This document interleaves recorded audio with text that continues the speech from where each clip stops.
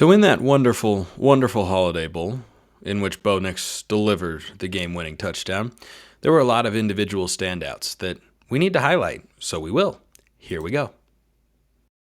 You are Locked On Ducks, your daily podcast on the Oregon Ducks, part of the Locked On Podcast Network, your team every day.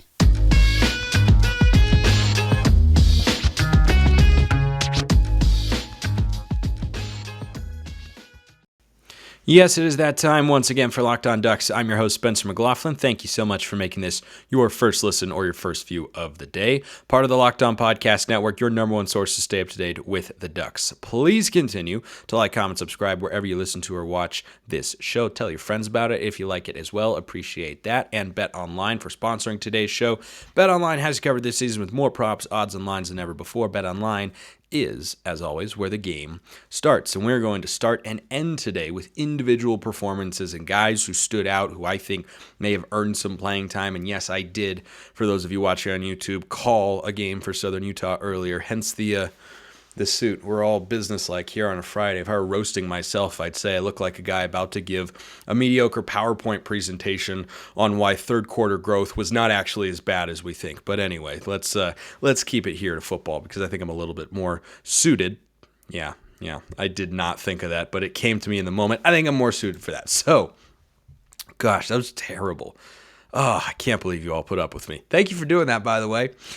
First guy we got to talk about, who was at a position that I mentioned going into the game was going to have some increased playing time for guys who maybe played a little or maybe didn't play at all during the season, and that was linebacker. And I thought Keith Brown had an exceptional game. He was tied for the team lead with 7 tackles, and it was the way that he was playing that made me look at that and go, is that our starting middle linebacker next year? Now it's 4-2-5, so we don't technically have a middle linebacker. But whatever Noah Sewell was this year. Now, there's not a lot of film out there on Justin Jacobs, but he's a little bit more of an athlete. He's a little bit taller as well, I think, than Keith Brown is. But that was a guy who came in as a 4-star recruit, and you looked at his profile and thought, man, I think he can be a starting caliber linebacker. And he's been sitting behind some really talented dudes.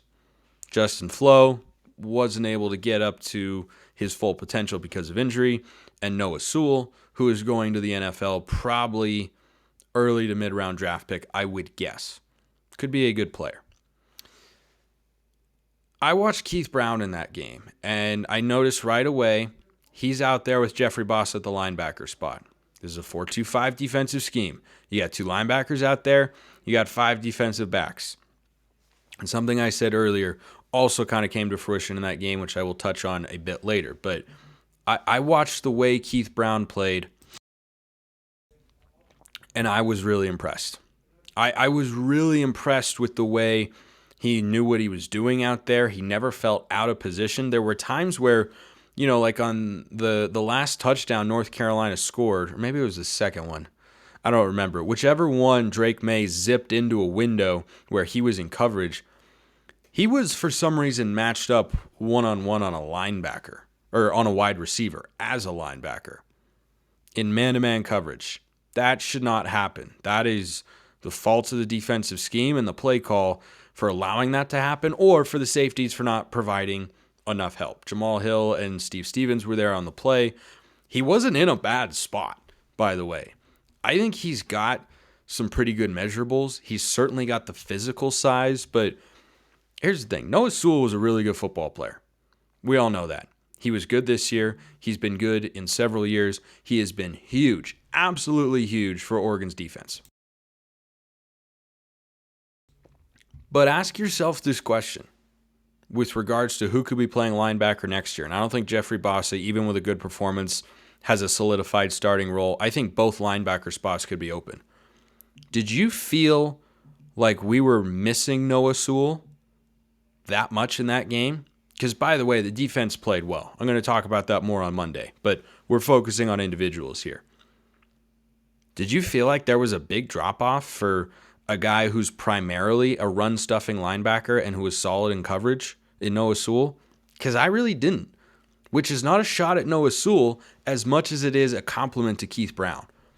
I thought he tackled well, had a really good moment where a running back was kind of one tackle away from getting into space, and Brown was able to wrap him up around the ankles. He was never out of position. He seemed to understand what the defensive calls were, where he needed to be. Sorry, I've been battling a little bit of a cold here, but I was really impressed. He was the guy individually who stood out the most to me in this game, who we didn't know what his role would be going into next year, right? Like, Bo Nix was amazing. Early and late, not so much in the middle, but such is football.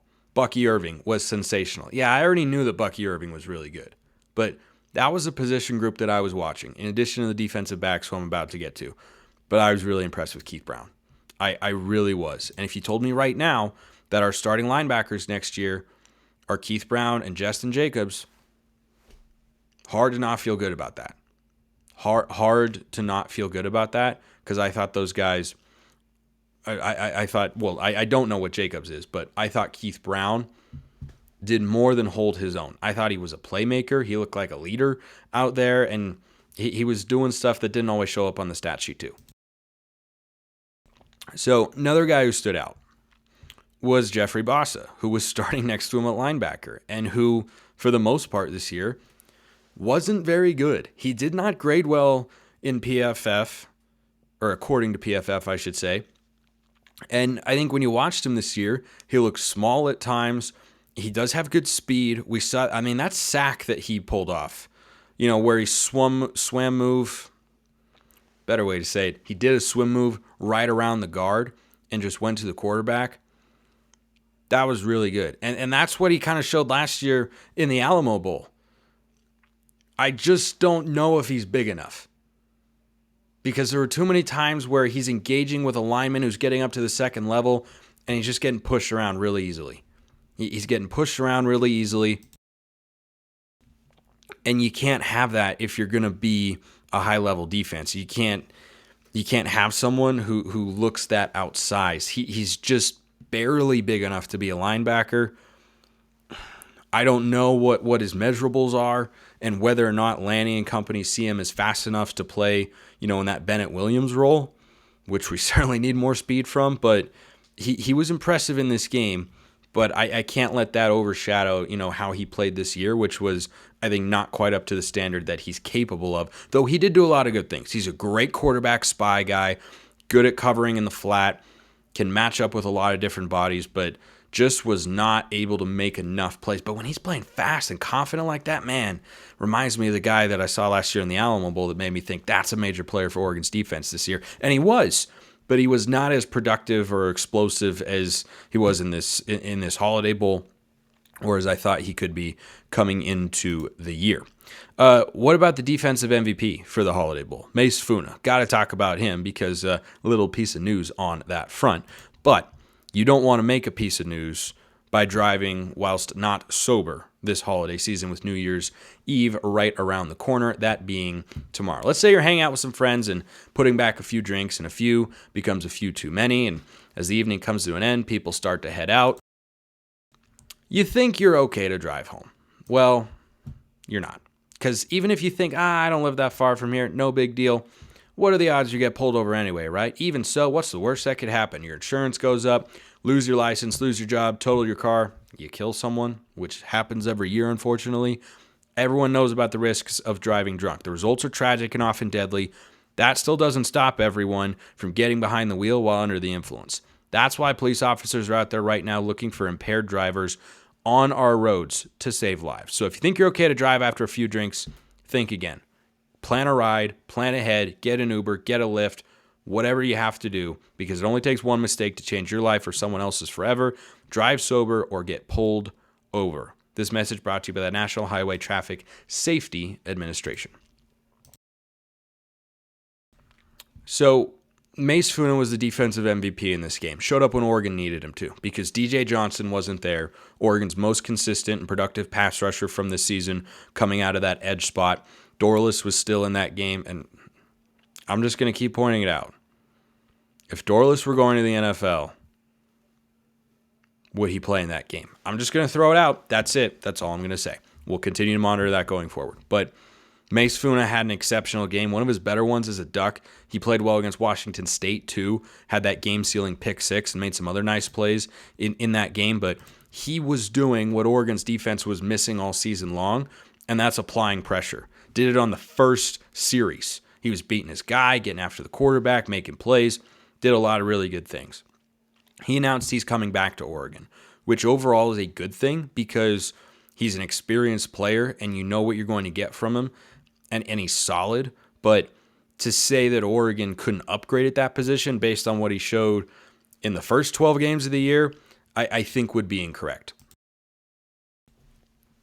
Much like Jeffrey Bassa, I am encouraged because I know the potential those two guys have by what they showed in the Alamo Bowl. That was a good sign. However, looking at a one-game sample size versus the entire season should not dictate that, oh, well, that's what those guys are going to be week in and week out. If Mace Funa becomes that next year, and he's, been a solid player, but has never been dominant, and I don't think he was dominant in the Holiday Bowl, but he was really, really good, right? As productive as he's ever been. Maybe his best game as a college player. Maybe that's the one that gives him the confidence and wherewithal to turn a corner and become the sort of player that Oregon needs him to be on the edge without DJ Johnson there, or else you're going to be relying on a five-star true freshman in Mateo Uiagalelei. But I don't want to put all my eggs in that basket, right? I think you leave it open as a possibility. I think you're happy to have him back, right? Good for the locker room, good for depth because you know that he's going to play and do some. And he did a lot of nice things this year, particularly against the run. Getting after the passer was not something he did exceptionally well, but then he did in this game. So if he wants to bring that week in and week out going forward, fantastic. But to say that Oregon shouldn't look to try and upgrade at that position, I don't think would be accurate. So, Trikweze Bridges. Here's another guy. Sound like Chris Collinsworth, suit and all. Now, here's a guy. Here, let me do the slide in on YouTube. Now, here's a guy. I'm sorry. I can't believe I just did that. I'm in a weird mood today. Maybe this light cold is messing with my head a little bit. But I remember a time when Trikweze Bridges was a consistent talking point here on this show. And amongst all you fans out there, who I love and adore, who comment on YouTube, and I love all that sort of engagement, we're very frustrated with him at different points of time this season. Tell me, have you seen Trikweze Bridges play a better game? Because I haven't. I really haven't. I think that was his best game as a Duck. And it was seemingly the culmination, and this is why bowl games are great and provide these sorts of opportunities for us to get a glimpse into the future. It was a really, really good performance and kind of the culmination of what has been a steady move of progress. He kept getting better. We kept hearing from him less. He kept making more plays as the season went on. And then he did that. He almost picked off Drake May in the end zone. That was flawless coverage. Flawless coverage. Man-to-man down the sideline. He knocked the ball away in the end zone. Perfectly played. He was getting a lot of praise from Joel Klatt, who's not giving him praise just for fun. It's because he was playing really well. And as I look to next year and what Oregon needs to fix on the defensive side of the ball, I think it's pass rush, and I think it's safeties. I think those are your top priorities. And I said that at one point. I don't even remember which episode it was, but I said, I think safeties is a bigger need than corner. And Trikweze Bridges showed that to be the case in this game. Because he looked like a guy who, if you told me right now, he's a starting corner, I saw him make plays in the run game. I saw him perform exceptionally well in pass coverage. And he has just continued to get better and better. And if he does that again, I'd be okay if he's our starting corner. If it's him and Kyrie Jackson, I think that is good enough. I'm not saying it's otherworldly. I am saying that that is something that we wouldn't have had this year. That form of Trikweze Bridges. I was really, really impressed. J.J. Greenfield at safety, I thought had a couple nice moments early in the game. He didn't play as much as it went on, but I thought he did some good things, but still, all three safety positions right? The strong safety, the star safety, which is what Bennett Williams kind of played, Jamal Hill as well, and the free safety. You can reload or let young guys compete. I think all those spots are open, all of them, because the production just hasn't been there. The plays haven't been there. We miss Verone McKinley big time. Big time. But speaking of corners, you know who else had a really good game? Jaleel Florence and Dante Manning. I thought Florence was a little bit better than Manning in this game, but I didn't see either of them get burned badly. That's not nothing. And Jaleel Florence, he's a physical corner. That guy's a true freshman out there. He's ready. He's ready to play.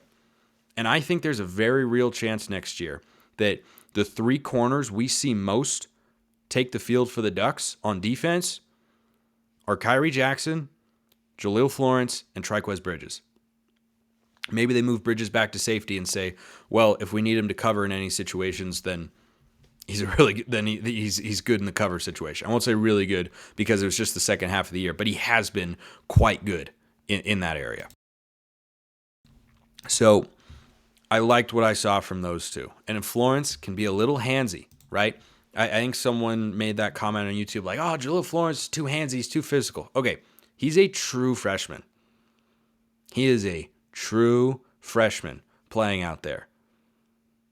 He's got a lot of time to grow, a lot of time to learn. His position coach, Demetrius Martin, is still here. Matt Powledge is not. Probably get into that a little bit next week. But I like Jaleel Florence a lot, and I think he showed up very well in this game. I think his tackling can improve. That face mask penalty he had, that was a true freshman mistake. But he gets physical. He's into guys. He's not letting them just run free when he's in straight man-to-man coverage. He's got great speed. I like his technique. It can be refined, but that's what you'd expect as a true freshman. I honestly, without Gonzo going forward, I genuinely feel okay about Oregon's corners. Not the safeties, not the pass rush yet.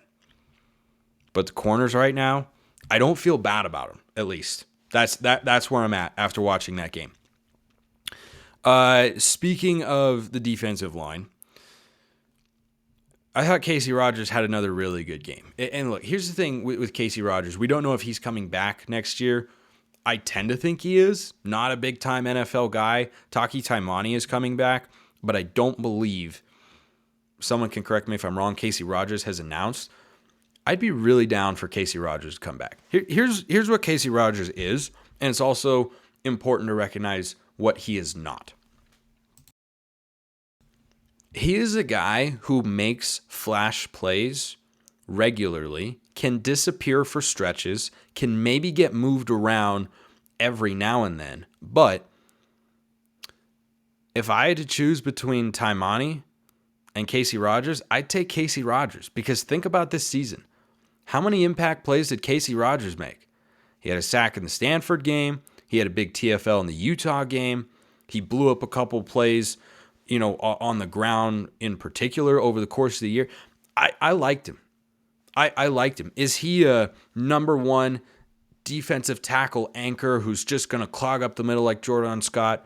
No, he's not. But is he a good college football player that does a lot of good things for your defense?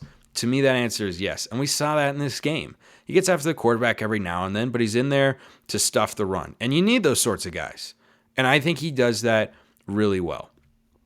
I think he does that very, very well. So I'd like to see him come back, because I think he's just a solid player, right? He's not, first, second team all Pac-12 dominant, early round draft pick or anything.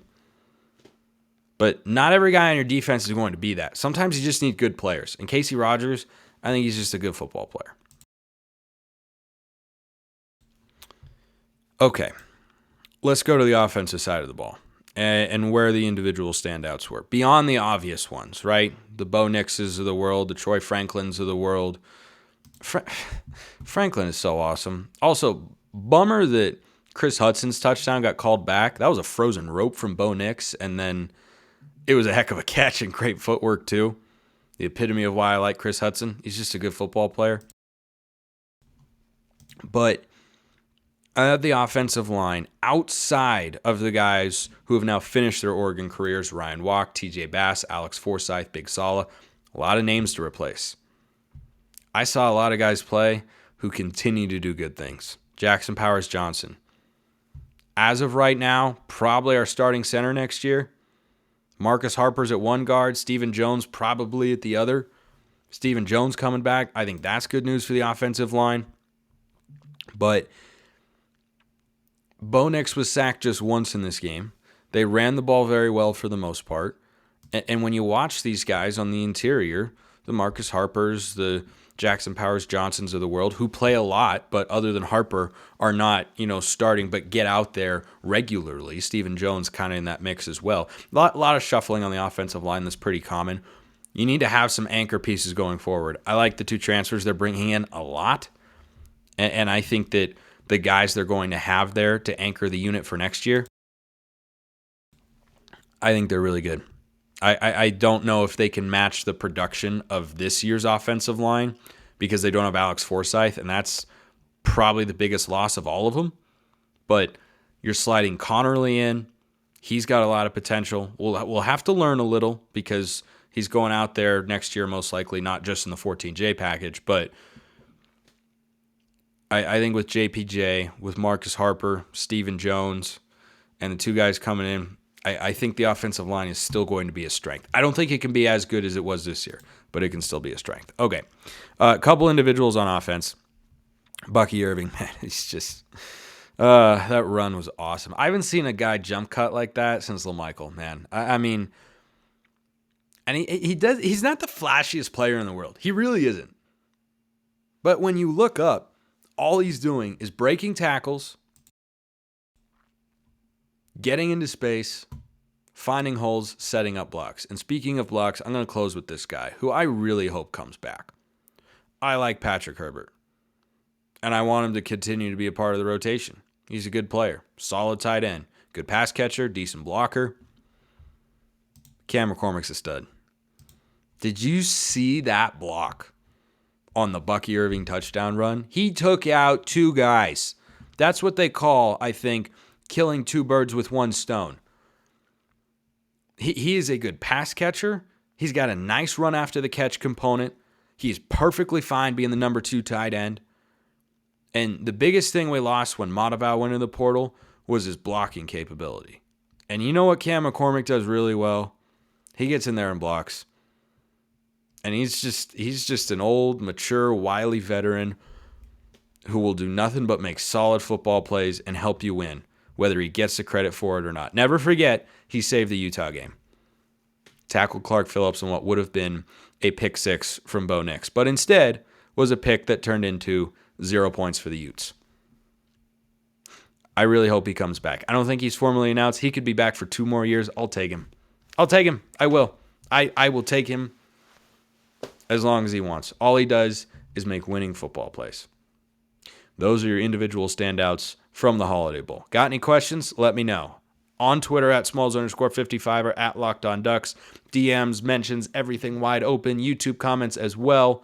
Appreciate everyone listening. Have a wonderful rest of your day, and go Ducks.